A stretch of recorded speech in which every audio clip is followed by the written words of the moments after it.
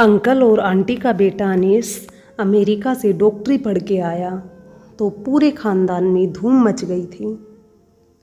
हर party में, हर शादी में, हर जगह सिर्फ शांति आंटी के बेटे की बात होती थी। हर औरत की इच्छा थी कि अनीश उनकी बेटी को पसंद करे और हर लड़की भी यही चाहती थी कि उसकी शादी डॉक्टर अनीश से हो जाए। जब से अनीश वापस आया था तब से मोहल्लों की लड़कियों का पार्लर के चक्कर काटना ज़्यादा हो गए थे। हर हफ्ते जाकर फैशन करवाना उनकी ज़िंदगी का हिस्सा बन गया था। अनीश ना सिर्फ डॉक्टरी पढ़कर आया था बल्कि उसने यहाँ आकर बहुत बड़ा क्लिनिक भी खोल दिया था। अभी तो यह उसके काम की शुरुआत हुई थी। वो आगे कितना पैसा कमा सकता था इसका अंदाज़ा लगाना बहुत आसान था। हमारे ख़ानदान में सिर्फ मैं एक लड़की थी जो अनीश से शादी के सपने नहीं देख रही थी। इसलिए नहीं कि मुझे उसमें कोई दिलचस्पी नहीं थी, बल्कि इसलिए क्योंकि मुझे मालूम था कि वह कभी भी मेरा नहीं हो सकता और ना ही वो मेरे बारे में सोचता होगा, क्योंकि मैं एक सांवली सी लड़की थी। मेरी आंखें बहुत खूबसूरत थी। मैं लंबी भी थी, लेकिन सांवले रंग ने मेरी खूबसूरती पर जंग लगा दिया था। वो भला क्यों मेरे ख़ानदान की गोरी चिट्टी लड़कियों को छोड़कर मुझसे शादी करेगा। जो चीज़ मुमकिन ही नहीं थी उसको सोच सोच कर मैं खुद को हल्का नहीं करना चाहती थी। ख़ानदान की बाकी लड़कियां मुझसे ज़्यादा पढ़ी लिखी थी, पैसे वाली भी थी। हम लोग थे जो मिडिल क्लास में आते थे। हम इतने गरीब तो नहीं थे, लेकिन दूसरों के मुकाबले में थोड़े कम पैसे वाले थे। एक दिन मेरी तबीयत कुछ ख़राब हुई। मुझे महसूस हो रहा था कि मेरा ब्लड प्रेशर लो हो गया है। मैंने अपनी माँ से कहा कि मेरी तबीयत ख़राब है, मुझे डॉक्टर के पास जाना है। तो मेरी माँ मुझे अनीश के क्लिनिक में ले गई। मैंने अपनी माँ से कहा कि आप मुझे यहाँ क्यों लाई? आप अच्छी तरह से जानती हैं कि उनकी फ़ीस बहुत ज़्यादा है। मेरी माँ ने कहा कि मैं पैसे साथ लेकर आई हूँ। मेरा उद्देश्य सिर्फ इतना है कि इसी बहाने अनीश तुम्हें एक नज़र देख ले। क्या पता तुम उसको पसंद आ जाओ। अपनी माँ की बात सुनकर तो मैं हैरान हो गई थी। वो इतना दूर का सोच रही थी। मैंने तो इतना कभी भी नहीं सोचा था। मैंने मम्मी से कहा कि हम किसी दूसरे क्लिनिक में चलते हैं, लेकिन मम्मी ने हट कर ली थी कि यहाँ से ही ब्लड प्रेशर चेक करवाना है। जब हम लोग अंदर गए तो मेरी मम्मी ने अपना परिचय करवाया कि वो अनीश के पापा के दोस्त की पत्नी है। यह सुनकर अनीश को याद आ गया। उन्होंने कहा, जी मैंने आपको पहचान लिया है, मेरी याददाश्त बहुत अच्छी है। फिर मेरी माँ ने मेरा परिचय करवाया कि मेरी बेटी है, इसकी तबीयत कुछ ठीक नहीं है। अनीश ने एक नज़र मुझे देखा और फिर मेरा ब्लड प्रेशर चेक करने लगा। हालांकि उसके ऑफिस में दाखिल होने से पहले ही उसकी असिस्टेंट मेरा ब्लड प्रेशर और वज़न चेक कर चुकी थी और पर्ची भी मुझे दे दी थी जिसमें मेरा ब्लड प्रेशर रिकॉर्ड था। लेकिन मैं सोच रही थी कि अनीश फिर से मेरा ब्लड प्रेशर क्यों चेक करने लग गया है। उसने एक नज़र मेरी आंखों में देखा और फिर हम दोनों ने ही नज़रें झुका ली थी। उसने मुझसे कहा कि आपका बीपी लो है। उसने मुझे दवाई लिख कर दी है। फिर थोड़ी बहुत मेरी माँ से बातें की और हम वहाँ से वापस आ गए। लेकिन सारी रात अनीश की नज़रों ने मुझे सोने नहीं दिया। उसकी नज़रों में कुछ अजीब सा था जिसे मैं समझ नहीं पा रही थी। लेकिन मुझे झटका तब लगा जब 2 दिन बाद अनीश का रिश्ता मेरे लिए आ गया। मुझे हैरानी हुई थी और खुशी भी हुई थी। उसने एक नज़र मुझे देखा और मुझे पसंद भी कर लिया और शादी तक का सोच लिया। मेरी माँ ने मुझसे कहा कि वह बाहर से आया है और यहाँ के लोगों की तरह हुस्न का पुजारी नहीं है। बल्कि तुम तो बहुत हसीन हो, सिर्फ रंग ही तो सांवला है, काला भी नहीं है। वो समझदार लड़का है, उसने जरूर तुम में कोई खास बात नोट की है। वो आम लड़कों की तरह गोरे रंग को चाहने वालों में से नहीं है। मेरा रिश्ता अनीश से तय हो गया। पूरे खानदान में यह खबर जंगल की आग की तरह फैल गई और हर जगह बातें होने लगी कि अनीश ने कैसी लड़की पसंद की है अपने लिए। इतनी खूबसूरत पढ़ी लिखी लड़कियों को छोड़कर उसने एक सामान्य कम पढ़ी लिखी लड़की को पसंद किया। यह बात पूरे रिश्तेदारों में किसी को भी अच्छी नहीं लगी थी। सबका मूड खराब था, लेकिन हमारे घर में तो जैसे खुशी की एक लहर दौड़ गई थी। मेरे घर वाले भी खुश थे और मैं भी बहुत खुश थी, क्योंकि अनीश ने मुझे मैसेज करके कहा कि वह मुझसे पहली नज़र में मोहब्बत का शिकार हो गया था। उसे मेरी आंखें बहुत पसंद आई थी। उसे मुझ जैसी लड़की की ही तलाश थी और मुझे मम्मी की बात पर विश्वास होने लगा कि वो बाहर से आया है और बाहर के लोग कोई ख़ास चीज़ ही लड़कियों में नोट करते हैं, ना कि सिर्फ खूबसूरती देखते हैं। खैर, मैं बेफिक्र हो गई थी। शादी की तैयारियां शुरू हुई तो अनीश की माँ ने साफ साफ कह दिया कि उन्हें हमसे कुछ भी नहीं चाहिए। भगवान ने अनीश को सब कुछ दे रखा है, इसलिए सब कुछ अनीश खुद ही करेगा। यहाँ तक कि मेरे लिए शादी के जोड़े भी अनीश की तरफ से ही भेजे गए। वह भी एक से बढ़कर एक डिजाइन के थे। मेरी शादी के कपड़े लाखों में तैयार करवाए गए थे और जेवरात के नाम पर कई तोला सोना चढ़ाया गया था। रिश्तेदारों के तन बदन में आग लग गई थी। हर कोई अनीश को अकल का अंधा कह रहा था, जिसने बिना कुछ सोचे समझे मुझे शादी के लिए पसंद कर लिया था। मेरी माँ ने भी रिश्तेदारों को आग लगाने में कोई कसर नहीं छोड़ी थी और शादी से एक रात पहले सारे खानदान को जमा करके सभी कपड़े उन्हें दिखाए थे। कुछ रिश्तेदारों ने तो धीमी आवाज़ में माँ से पूछ भी लिया था कि तुमने लड़के पर कौन सा जादू करवाया है जिससे उसे कुछ दिखाई नहीं दे रहा। किसी को मेरा और अनीश का रिश्ता हजम नहीं हो रहा था और ऐसे ही हमारी शादी का दिन आ गया। मैं अनीश के साथ दुल्हन बनी स्टेज पर बैठी हुई थी। तभी अनीश की बुआ की बेटी स्टेज पर आई और उसने ऐसी बात कही कि मेरी आंखों से आंसू टपकने लगे। वो अपने शब्दों से मेरा मजाक उड़ा रही थी और साथ ही अनीश से कह रही थी कि तुम्हारी पसंद को क्या हो गया है, तुम तो इतने क्लासी थे, अचानक से ये तुम्हारा टेस्ट इतना खराब कैसे हो गया। अनीस ने उसे एक दो शब्द कहे और वह खुद ही स्टेज से नीचे उतर गई। लेकिन मेरा आज का दिन तो खराब हो चुका था। मैं सर झुकाए बैठी थी और यह सोचकर ही शर्म से ज़मीन की तरफ देखे जा रही थी कि अनीश से किस तरह नज़रें मिला पाऊंगी।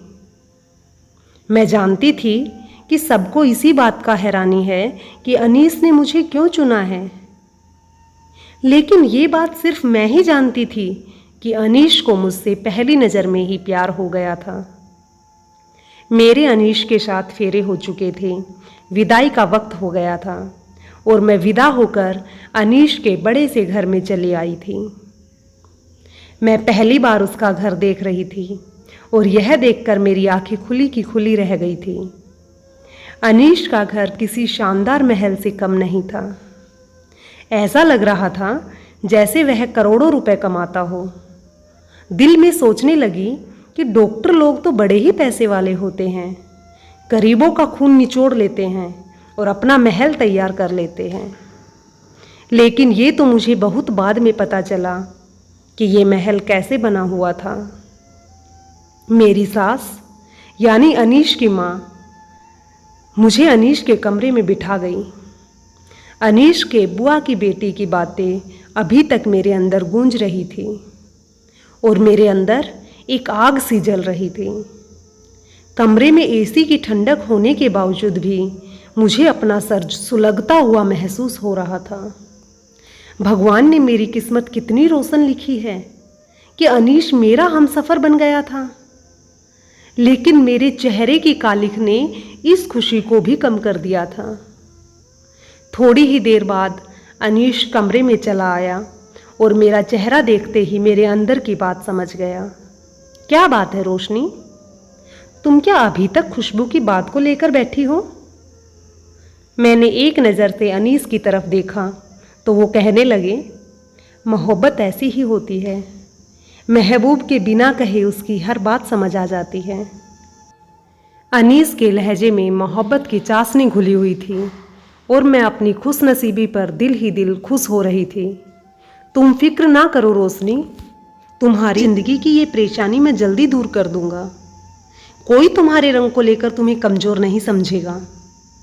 आजकल तो इतने इलाज आ गए हैं कि कुछ इंजेक्शन से ही तुम्हारा रंग निखर जाएगा। मुझे तो तुम्हारा सांवला रंग ही अच्छा लगता है, लेकिन मैं तुम्हारी आंखों में आंसू नहीं देख सकता।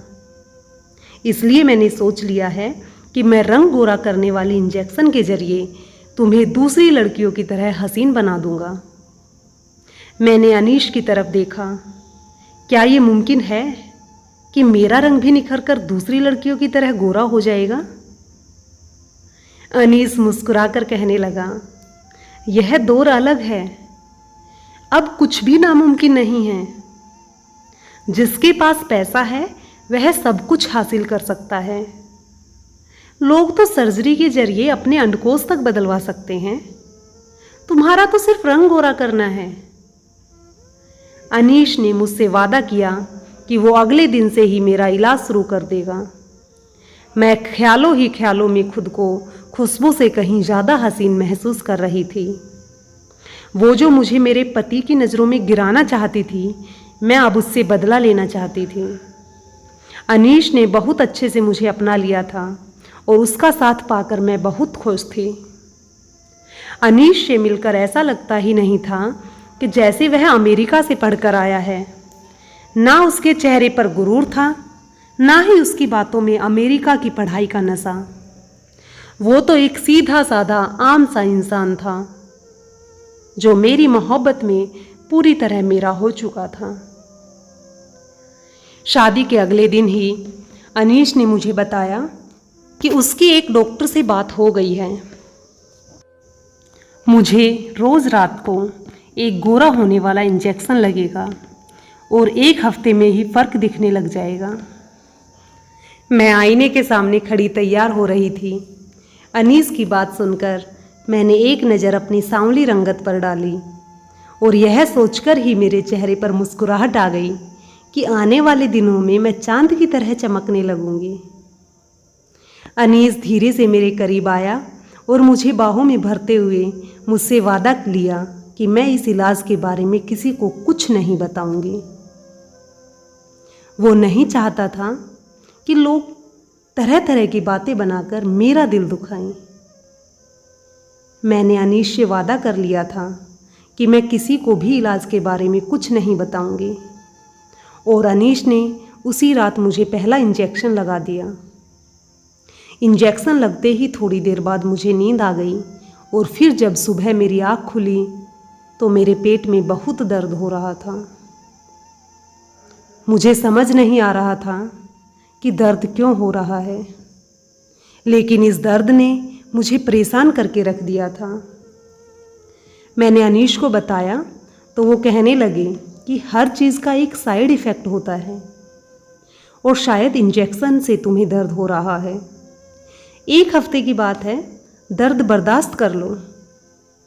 मैं यह सब कुछ तुम्हारी खातिर ही कर रहा हूँ ताकि तुम्हें कभी छुप छुप कर आंसू बहाने की ज़रूरत ना पड़े।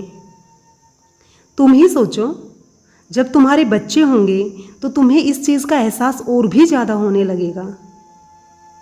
अनीश की बात सुनकर मैं खामोश हो गई। वो ठीक ही तो कह रहा था। अगर दुनिया वालों की तरह हमारे बच्चे भी मेरी रंगत का मजाक उड़ाते तो मैं क्या करती। शादी के बाद औरत की एक ही कमजोरी होती है और वो होती है उसके बच्चे। अनीश ने इसी बात का फ़ायदा उठाया था। बच्चे के नाम पर मैं हर दर्द सहने को तैयार थी और अगली रात भी जब अनीश ने मुझे इंजेक्शन लगाया तो थोड़ी ही देर के बाद मैं गहरी नींद में सो चुकी थी और सुबह एक बार फिर पेट के दर्द से तड़प रही थी। ये दर्द मेरी बर्दाश्त से बाहर होता जा रहा था, लेकिन मैं किसी से इस बारे में बता भी नहीं सकती थी, क्योंकि अनीश ये इलाज सबसे छुपकर कर रहा था। मैं सारा दिन पेट के दर्द से तड़पती रही और अपने कमरे में बंद रही। रात तक मेरे अंदर हिम्मत ख़त्म हो चुकी थी और मैं एक और इंजेक्शन नहीं लगवा सकती थी। मैंने सोचा, अगर एक दिन इंजेक्शन ना लगवाऊं तो शायद इतना फ़र्क नहीं पड़ेगा, लेकिन अनीश को कहीं बुरा ना लग जाए, ये सोचकर मैंने खुद चुपके से इंजेक्शन बदल दिया और ताकत का इंजेक्शन रख दिया। अनीश ने मुझे इंजेक्शन लगा दिया और मैं आंखें बंद करके लेट गई, जैसे मैं बहुत ही गहरी नींद सो गई हूँ। उसके बाद जो कुछ अनीश ने मेरे साथ किया, मेरी तो रूह कांप गई कि ऐसा कोई किसी दुश्मन के साथ भी नहीं कर सकता, जबकि मैं तो अनीश की पत्नी थी। मुझे सांवली और मिडिल क्लास लड़की को क्यों पसंद किया था? उसे लगा था कि वह मुझे बहुत ही आसानी से काबू कर लेगा, लेकिन मैं इतनी आसानी से चुप बैठने वालों में से नहीं थी। मैंने फौरन ही चीख चीख कर सारा घर सिर पर उठा लिया था और अपने घर भी फ़ोन मिला दिया था। अनीश की लाख कोशिशों के बावजूद भी मैं चुप नहीं हुई, बल्कि अनीश का घिनौना चेहरा सबके सामने ले आई थी।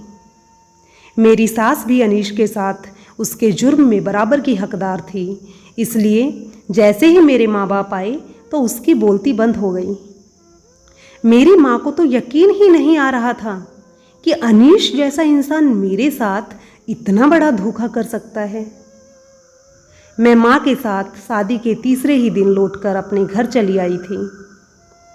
रिश्तेदारों को तो बातें करने के लिए एक नया मुद्दा मिल गया था। हर कोई हमारे जख्मों पर नमक छिड़कने के लिए आ रहा था। सबके मुंह पर एक ही बात थी कि हमें तो पहले ही कुछ गड़बड़ लग रहा था। रोशनी जैसी सांवली लड़की से अनीश जैसा लड़का कैसे शादी कर सकता है? कुछ रिश्तेदार तो अनीश को सही कहते हुए मुझे ही बुरा भला कह रहे थे, क्योंकि अनीश की माँ ने उन्हें मेरे बुरे चरित्र के झूठे किस्से सुना दिए थे। हर तरफ मेरी बुराई की चर्चा हो रही थी और मैं अपनी किस्मत पर आंसू बहाने में लगी थी। मैं कमज़ोर नहीं पड़ना चाहती थी, लेकिन लोगों के तरीके ने मुझे बहुत ही कमज़ोर बना दिया था। अनीश की वो मोहब्बत भरी बातें मेरे कानों में किसी शीशे की तरह पिघल रही थी। अनीश और उसकी माँ तो डंके की चोट पर मुझे गंदा कर रहे थे और मैं अपने बंद कमरे में बैठी थी। मुझसे लोगों का सामना करने की हिम्मत ही नहीं हो रही थी। फिर मेरी दोस्त मुझसे मिलने के लिए आई और उसने मुझे हौसला दिया कि मुझे खामोशी से नहीं बैठना चाहिए। अनीश जो काम मेरे साथ कर रहा था वो बिल्कुल गैर कानूनी था और मेरी दोस्त चाहती थी कि हम दोनों मिलकर अनीश के खिलाफ कानूनी कार्रवाई करें। उसका पति वकील था और वो दोनों मेरा साथ देना चाहते थे। अपनी दोस्त की बात सुनकर मैंने फ़ौरन हाँ कर दिया कि मैं अनीश जैसे इंसान के खिलाफ ज़रूर कदम उठाऊंगी। लेकिन जैसे ही माँ को मेरे इरादों का पता चला तो माँ ने तो साफ मना कर दिया कि हम जैसे इज्जतदार लोग कोर्ट कचहरी का चक्कर नहीं लगा सकते। इसलिए तो हम जैसे लोग अनीश जैसे लोगों के लिए आसान खिलौना साबित होते हैं। मैंने भी गुस्से में माँ को 4 बात सुना डाली। जब तक हम जुर्मों के खिलाफ खड़े नहीं होंगे, ये हमारे साथ जुल्म करते ही रहेंगे और मैं गलत करने वालों को उनके अंजाम तक जरूर पहुंचाऊंगी। मैं अनीश के खिलाफ केस करूंगी और अपनी दोस्त की मदद से अनीश के खिलाफ मुकदमा दायर कर दिया। अनीश और उसकी माँ ने तो सोचा भी नहीं था कि मेरे जैसी आम सी लड़की, जिसे ज़माने ने हमेशा ठोकरों पर रखा हुआ था, वो इतना बड़ा कदम उठा लेगी। क्योंकि ये कोई आम केस नहीं था, इसलिए बहुत जल्द मीडिया में फैल गया। जिसको भी मामले का पता चला वो अनीश पर थू थू करने लगा और अनीश किसी को शकल दिखाने के लायक नहीं रहा। मैंने अदालत में खड़े होकर बहुत हिम्मत से अनीश का घिनौना चेहरा सबके सामने रख दिया। अनीश ने मुझसे शादी जिस मकसद के लिए की थी वह सिर्फ बच्चा पैदा करना था। अनीश अमेरिका में किसी मॉडल से शादी कर चुका था और वह उससे मोहब्बत करता था, लेकिन वह मॉडल अपनी फिटनेस को ख़राब नहीं करना चाहती थी और अनीश को बच्चा चाहिए था। और इसी मकसद के लिए अनीश अमेरिका से अपने देश आया था। वो अपनी पहली पत्नी से ही बच्चा चाहता था, इसलिए उसने जानबूझकर मुझ जैसी सांवली और गरीब लड़की से शादी की। उसे लगा था कि मैं उसकी दी हुई खुशियाँ देखकर पागल हो जाऊंगी। उसकी मोहब्बत भरी बातों से मैं पूरी तरह उसके जाल में फंसी रहूंगी और उसका सच जानने की कोशिश ही नहीं करूंगी। लेकिन जिस रात मैंने इंजेक्शन बदलकर सोने का ड्रामा किया तो उसी रात ये सच्चाई मेरे सामने आ गई। दरअसल वो मुझे इस बात के लिए इस्तेमाल करना चाहता था कि उसे बच्चा तो अपनी पहली पत्नी से ही चाहिए था, लेकिन उस बच्चे के लिए वह मेरा जिस्म इस्तेमाल करना चाहता था। वो एक पूरे तरीके से अपने और अपनी पत्नी के बच्चे को मेरे जिस्म के अंदर तैयार करना चाहता था, ताकि बच्चा मेरे से पैदा हो, और जब वह बच्चा पैदा हो जाता तो वो दोनों उसे लेकर दोबारा अमेरिका चले जाते। इस तरह ना ही उसकी पत्नी की मॉडलिंग पर कोई असर पड़ता और ना ही उन्हें किसी और का बच्चा गोद लेना पड़ता। जिस दिन मैं बीपी चेक करवाने अपनी माँ के साथ अनीश के क्लिनिक गई थी, उसी दिन उसके जहन में यह बात बैठ गई थी कि मैं ही वो लड़की हूँ जो उसके बच्चे को अपने जिस्म में पाल सकती हूँ। इसलिए वो बार बार मेरा बीपी चेक करता और मेरी खुराक का ख्याल रखता। सैरोगेसी का तरीका हमारे देश में पूरी तरह गैर कानूनी है और ख़ास करके मेरी इजाज़त के बिना मेरा पति मेरा जिस्म कैसे इस्तेमाल कर सकता है। वह हर रात गोरा होने वाले इंजेक्शन के नाम पर मुझे बेहोश करता था और फिर मेरा चेकअप करता था। जिस रात मैंने इंजेक्शन बदला था उस रात वो आईवीएफ के जरिए मेरे जिस्म में अपने बच्चे को इम्प्लांट करने वाला था। उसकी अमेरिकन बीवी अपने जिस्म को ख़राब नहीं करना चाहती थी, लेकिन वह दोनों मिलकर मेरी पूरी ज़िंदगी ज़रूर बर्बाद करना चाहते थे। एक बार उन्हें मुझसे बच्चा मिल जाता तो अनीश मुझे तलाक देकर वापस अमेरिका चला जाता और कभी लौटकर वापस नहीं आता, और मैं सारी ज़िंदगी यूं ही तड़पते रह जाती। मेरी दोस्त का पति जो वकील था, उसने कुछ सबूत इकट्ठे किए और अनीश और उसकी पत्नी को दोषी साबित कर दिया।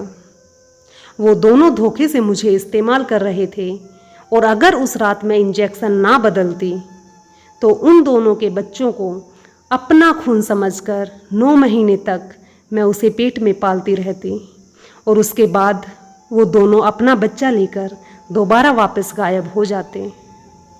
उन दोनों को सज़ा सुना दी गई थी और मैंने अनीस से तलाक ले ली थी। मैं अकेली ज़रूर थी, लेकिन मुझे यकीन था कि भगवान ने मेरी किस्मत में यकीनन कुछ अच्छा ही लिख रखा है। सारे खानदान वाले अनीस की सच्चाई जान चुके थे और आंटी को बुरा भला कह रहे थे, जिन्होंने अपने बेटे को आसाद देकर मेरी ज़िंदगी उजाड़ने की कोशिश की थी। एक बात तो मैं बहुत अच्छी तरह से जान गई थी कि सिर्फ इंसान की पढ़ाई उसे शोहरत नहीं देती, बल्कि यह माँ बाप की परवरिश भी होती है जो एक बच्चे को होशियार और साफ बनाती है। अगर आंटी अपने बेटे अनीश को सही और गलत का फ़र्क बताती और मेरी ज़िंदगी से खेलने के लिए मना करती तो शायद उसे कभी इतना हिम्मत नहीं मिलती। सभी रिश्तेदार भगवान का शुक्रिया कर रहे थे कि उनकी बेटियां अनीस के जाल में फंसने से बच गई थीं। जबकि माँ को इस बात का बहुत दुख था कि उनकी वजह से मेरी ज़िंदगी बर्बाद हुई है। लाखों का जेवर और कपड़े इंसान का अच्छा नसीब और खुशियाँ नहीं दे सकते, इसलिए इनको चाहिए कि वह अमीर और पढ़ा लिखा दामाद ढूंढने से कहीं ज़्यादा अपनी बेटी के अच्छे नसीब के लिए प्रार्थना करें। कोई भी लड़की 2 वक्त की रोटी और इज्जत के साथ चारदीवारी में खुशी खुशी ज़िंदगी गुजार सकती है, लेकिन वो एक बुरे इंसान के साथ कभी खुश नहीं रह सकती। मैंने जुल्म के खिलाफ इसलिए आवाज़ उठाई ताकि आइंदा कोई लड़की किसी लड़के के गलत मकसद की भेंट ना चढ़े।